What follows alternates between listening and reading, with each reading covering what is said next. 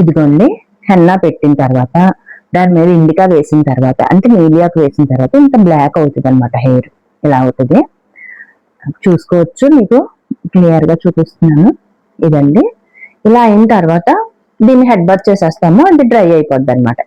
ఇక్కడితో అయిపోయింది ప్రాసెస్. ఇది 15 days ఉంటుందండి ఎవరికైనా సరే, ఎవరికైనా 15 days ఉంటుంది.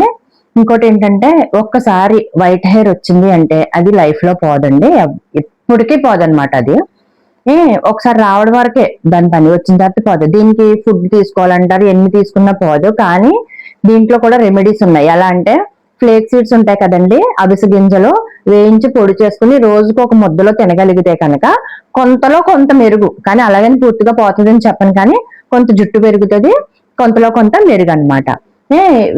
ఇంకోటి ఏంటంటే నేను షాంపూలు జనరల్ షాంపూస్ వాడేస్తాను. జనరల్ షాంపూస్ అంటే అన్ని కాదు, మీరా అని ఇలాంటివి ఉంటాయి కదండి, కుంకుడుకాయ బేస్డ్ ఏదున్నా అది వాడతాను. కానీ అందులో కూడా షాంపూ బేస్ కలుపుతారు, కలపరని చెప్పను. మనం ఎప్పుడైతే అది వాడతామో తొందరగా నొరగ వస్తుంది, కాబట్టి ఈ కలర్ పోకుండా ఉంటది అనమాట.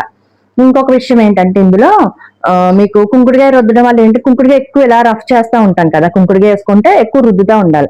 ఆ రుద్దడం వల్ల కూడా కలర్ పోతుందని నేను కుంకుడుకాయలు ఎప్పుడైనా పండగలప్పుడు అలాంటప్పుడు కుంకుడుకాయ వాడతాను.